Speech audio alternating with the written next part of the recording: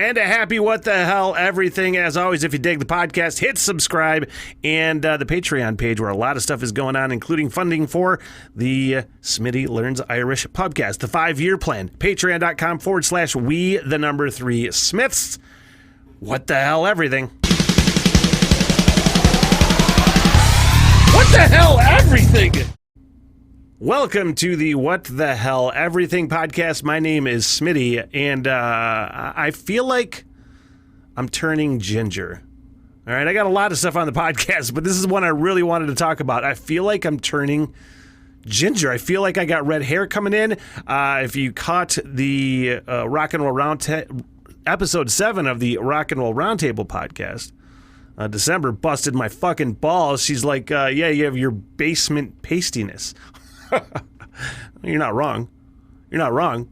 But here's the thing, it's just sometimes you can will things to happen, and I am not willing myself to get red hair. By all means, God, no. I count myself lucky that I don't have that ginger gene. My brother's got it. His kid's got it. It's just flaming red hair everywhere. My sister. But I'm not shitting you. The last 2 or 3 times, I don't know if it's the lighting or what, the last 2 or 3 times I've been in my car and the sunroof open, it's a nice fucking day, sun's out, and I look in the mirror. And no shit, like, of course there's an increasing amount of gray hair, but it's my hair has taken on a reddish tint. It's usually like a dark blonde brown, and I haven't been blonde in forever, so I don't even know why I say that. But it's like a dirty blonde brown with increasing amounts of gray, but there's a definite fucking red tint in my hair when I'm hitting certain lighting. And I'm like, going to Ireland for a year to hike, to say that it is always on my mind is an understatement. It's just in my brain constantly. So, you are what you will yourself to be. And I don't know if I'm just turning ginger. I'm not turning Irish. Is that possible? No, it's not possible. But I feel like I'm turning ginger. I don't know how I feel about that. I do know that it was super awesome to get back to real work. Real work. My new gig, Fresh Coast Beer Works in Traverse City. That's my main thing. And then the podcast kind of fills in around that. But man, we had our grand opening yesterday. Recording date and time, 7:15. Time doesn't matter, so fuck off, Smitty. But man, grand opening was yesterday. Had the soft opening a week ago. And that's just looking great. It was so busy, both for the soft opening and the grand opening. I just have nothing but good feelings about that place. Right in the middle of downtown Traverse City. Small place, nothing but really beer. There are some snacks and some sandwich options that we're working on, but by and large, there's no kitchen there. And that makes me really happy. It also makes me really happy that there's not really any kid options. There's really no kid options, and that is fantastic. I'm wondering, though, how I'm going to deal, because I've been reading stories lately about just the increasing amount of assholes that are out and about in restaurants. Man, I wish I could find, this was a Facebook post from like M Live or something like that. I can't find it right now, but it was about this restaurant in Pennsylvania, I think. And, fucking customers coming in, wishing death on the employees, making people cry. And they said, and I believe it, I've talked to too many service people, that the amount of fucking assholes that are out and about and just feel like they can treat you any way they want, say anything to you. I don't know how I'm going to deal with that, because I've never historically dealt with it really well anyway. But I know that my bosses are great, and I know that they won't put up with it. And I know that, here's the thing, because the Yelp review is a real fucking thing. Dealing with assholes. Like, you can only tell so many assholes to fuck off before, the Yelp review thing starts to hurt you. I feel like. I don't know how that's, man, what a different world we live in now, where people can just say whatever they want on Yelp or Google reviews or anything and really try to hurt your business. But I really am not equipped mentally to deal with fuck faces talking shit and just being rude to people. I don't know. The fact that it's just a beer place in a very clubhousey vibe, because that's the whole thing with Fresh Coast, is that it is also a You Brew homebrew supply store. So the clubhouse, actually, I don't know why I'm quoting, it is the clubhouse for the Northern Michigan Homebrewers Guild. I don't know if there's a spot in this building for the clubhouse for the guild, but a very cool vibe with just a lot of people that come in and are very friendly, and there's not a lot of assholes. But we do get a lot of people out of town in Traverse City, so you never know how that's going to go. Speaking of a lot of people coming into town, had the National Cherry Festival here in wonderful Traverse City, wrapped up like a week ago or so. I think about 5 days ago. And I didn't get a chance to talk about this on the podcast yet, but anytime there's any kind of like ride malfunction, as long as nobody died, it's fantastic. I don't know the name of this ride, but I like seeing it almost tip over. It makes me laugh. Again, nobody died, but you could just see this ride. It's apparently not bolted down correctly. Now, here's the funny part where, and it's not funny necessarily as much as it is the idea that all of these people just came over to help. I was kind of hoping it would flip over and just take everybody with it. Man, it was funny. The carny that was in charge of it, because you can always blame a carny, apparently left. I don't know. I think the ride was taken down the next day. Oh, from another view.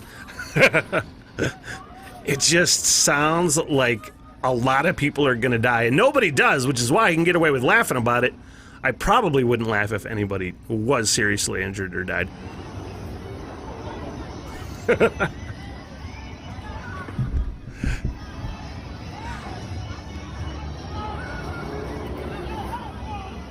People put a lot of trust in carnies to go on these rides.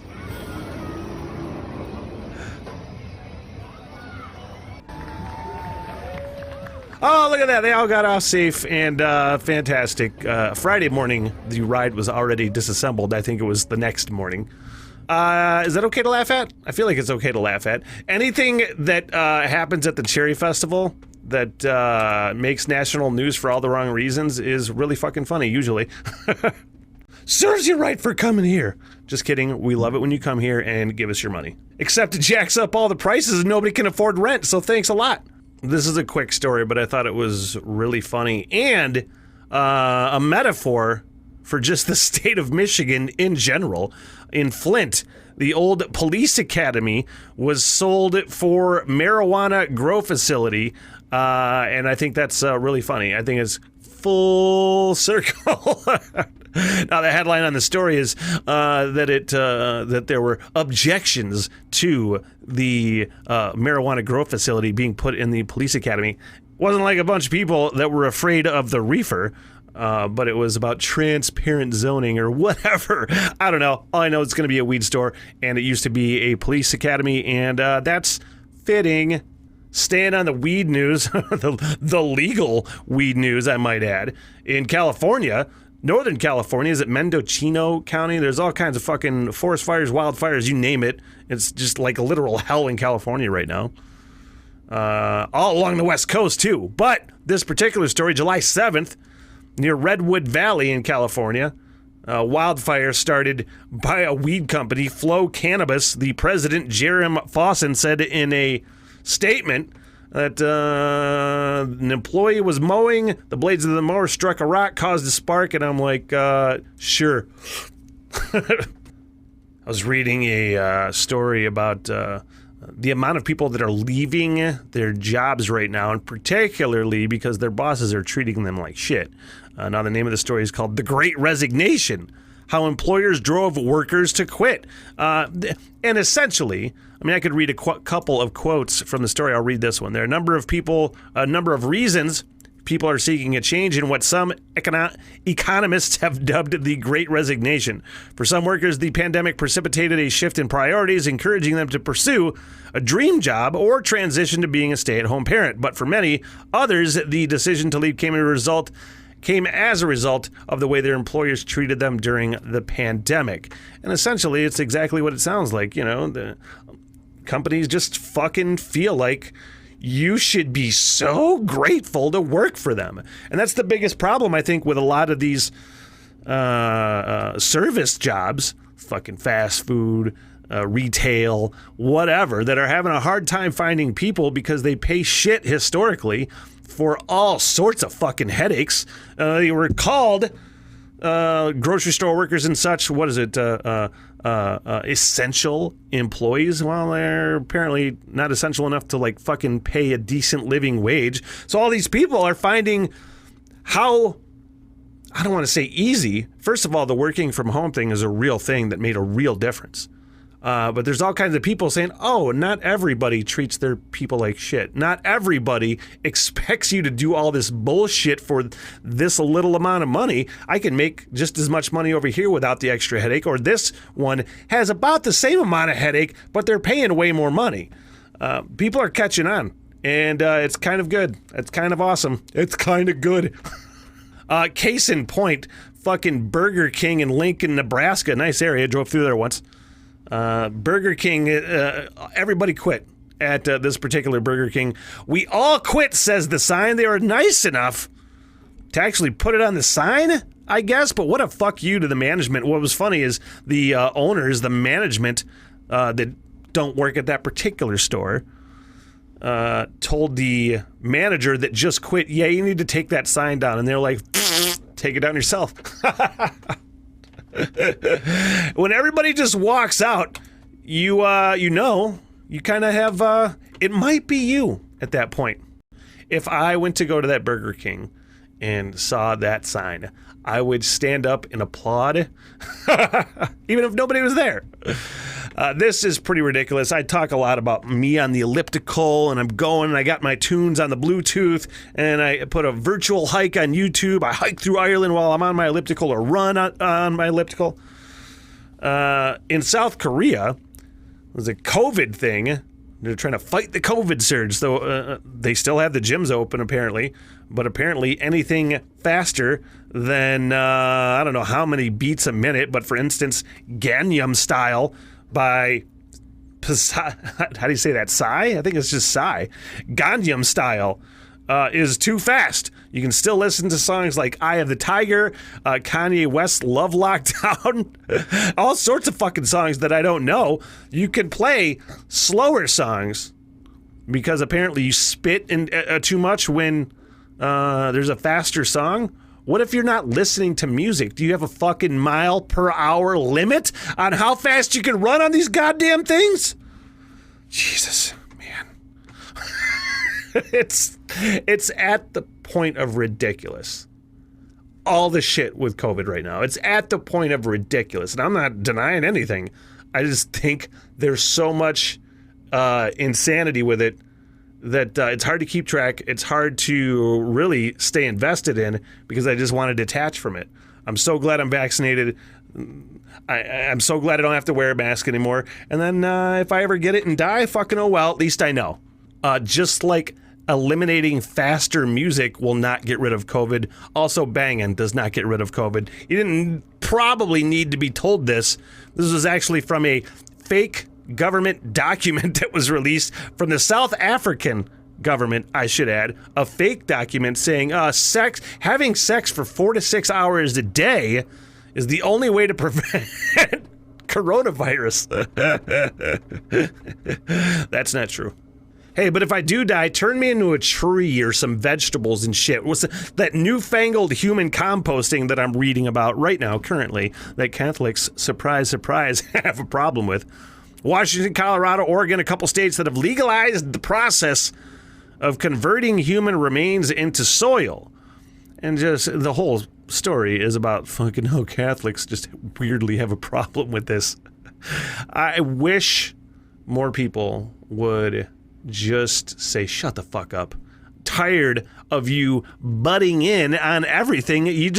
I know they feel they need to because there's the whole God thing, and they feel like their word is the best word and things you should do with your body. But quotes like this: legislation legalizing human composting has encountered religious resistance from the Catholic Church. Catholic Colorado Conference is in opposition because the church teaches that the human body is sacred and the dignity of the human person is the foundation of a moral society. Man, there's too much there at some point will be too many bodies to bury. There will be not enough room.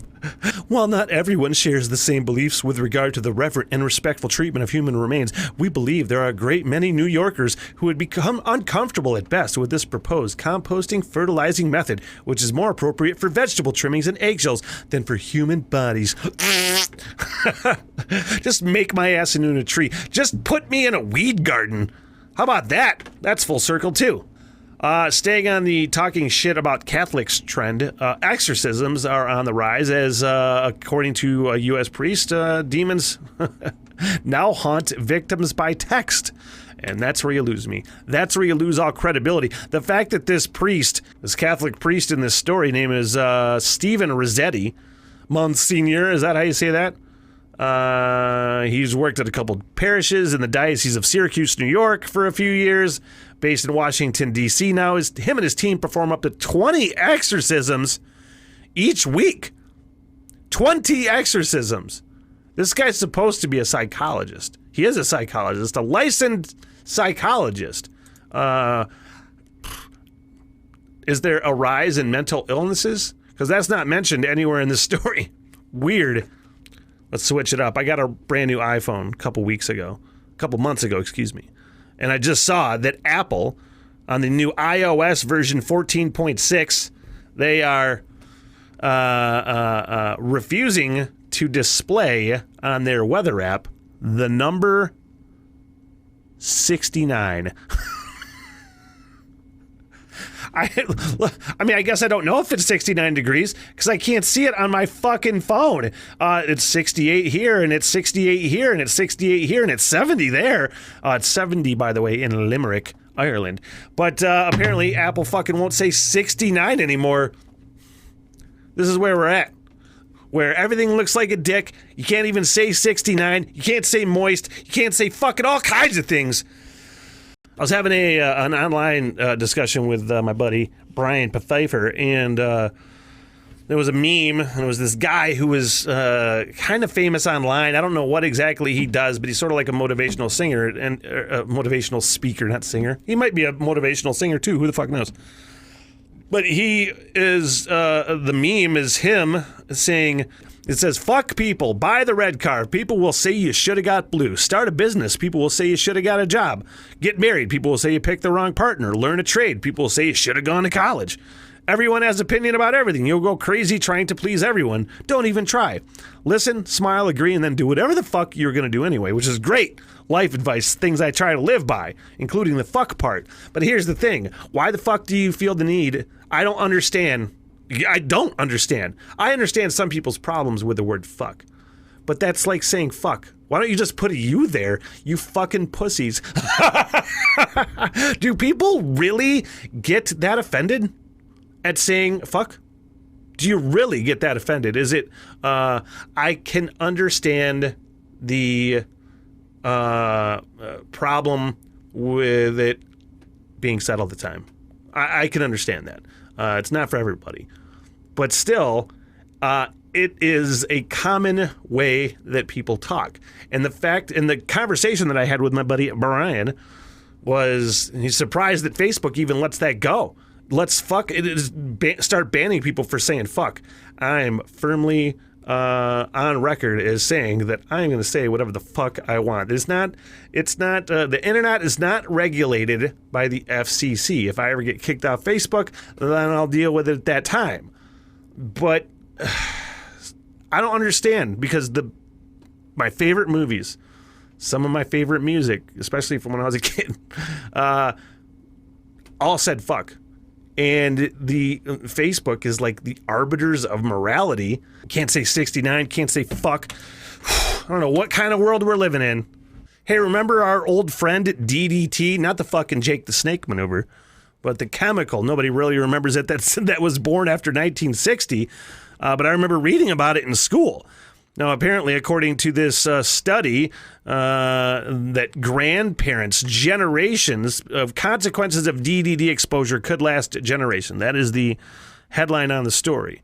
Scientists found health effects in grandchildren of women exposed to the pesticide. I mean, it goes on and on and on. Where the study linked grandmothers' higher DDT exposure rates to granddaughters' higher body mass index and earlier first menstruation, which can signal future health issues. So DDT, which was essentially put into the ground and everywhere as a pet, I can't even remember the name of it or what the common usage of it was. But they banned it because I think it was a pesticide. It would rain. It would drain into the rivers. The fish would eat it. Eagles would... that's how they got rid of it, because it was fucking killing eagles, and by all means, we can't have endangered eagles. I'm not trying to be sarcastic for any other reason, just to say that that's the limit. People are, fuck you, but like eagles, oh no, it's too American. Get rid of the DDT. But it was banned in 1972. So 50 years later, it's still fucking people up. Generations. And this is the whole thing with like arguments I see, especially on fucking social media, where, you know, you have people against Monsanto or other pesticides or other sorts of chemicals that you put in things to do whatever. The argument, a main argument that I always seen make is, yeah, but everything's a chemical. Yeah. But this... I also, I worked for a chemical company. I worked for a lawn company, pesticides and fertilizing lawns and shit.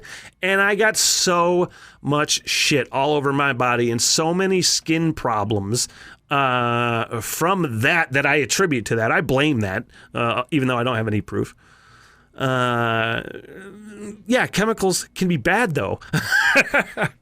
So when you say that it's just a chemical, everything's a chemical, you make yourself sound stupid, because there's all kinds of fucking terrible chemicals.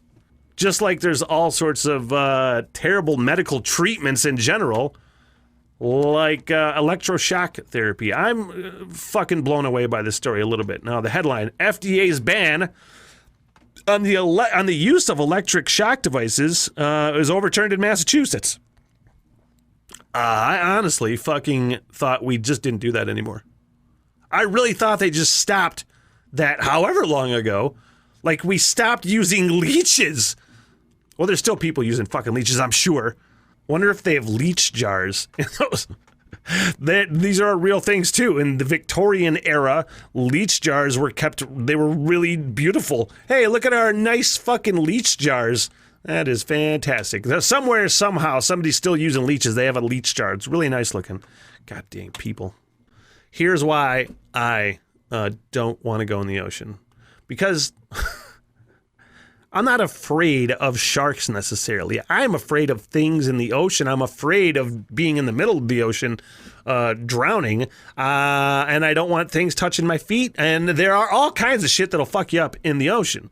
This was in Brazil, where a man waded out into the ocean up to his like shins or knees or whatever so he could pee. He was drinking with a friend at the beach, and he was killed by a shark. Like, yeah, I know the experts will say that sharks aren't worried about you. And I'm like, yeah, that's probably true. But at that moment, they were interested in him, and they fucking killed him. Man, I'd be that guy, because I'm always like, I'm just gonna go out in the water here, just up to my shins, and go pee. But apparently that'll get you killed. What will also get you killed is glow deer. That's sort of terrifying in Finland. Check this out. They used to have close to 4,000 reindeer car accidents a year. So they paint their antlers with reflective paint, and that looks like a demon reindeer What's that Mel Gibson Santa Claus movie that looked terrible? It looks like it's up that alley. Who knows? But that's a big undertaking, I feel like. Do you have to paint them every year? Because those fucking deer lose their antlers every year. Do you got to paint 4,000 antlers every single year? Because that seems like a waste of taxpayer money. But then what do I know? You could actually, too, slow down and watch out for deer. All right, I'm going to get all PETA on you. This is ridiculous. This is in Russia, where, give you another reason to fucking not like Putin, where they are now deploying dog paratroopers. Oh my God. They literally are jumping out of planes with these dogs. I don't know. They say, oh, the dogs love it. There's no fucking way. There's no way. It's not a natural thing. Dog doesn't look fucking happy about it one single bit. He's like, what are you doing to me? Oh, you're going to strap me to you? And then we're going to jump out of this plane? Man, poor dog. Like, that scares the fucking shit out of people, I can tell you from experience. The dog's like, fuck! What is going on? And typically, at least a military parachute landing isn't very fucking gentle. Oh my God. Poor dog, man. The poor dog.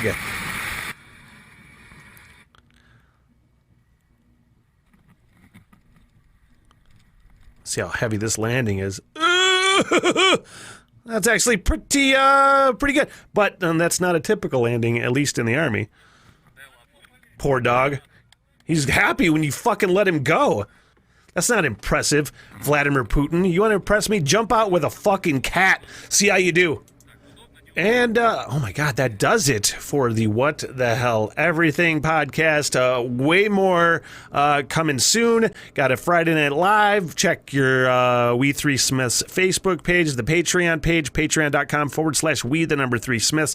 All sorts of extras there, including once we get to 50 patrons, I'm going to be starting some really cool stuff like the Rock Radar, where I'm going to give you a chance to get the word out about your favorite band that nobody knows about. So that's coming up. And remember, Rock and Roll Roundtable, brand new episodes. Six Packs on Mars, brand new episodes. And you know how it goes. So long, sucker. Good night, everybody! I am so sorry for everything that has happened. Bye-bye. Yeah, alright, I'll see you guys there. By the bar and get your face, huh? Get me paid, bitch! Sit, boo-boo, sit. Good dog. I love y'all very much! Peace out! Good night, ladies! Good night, sir!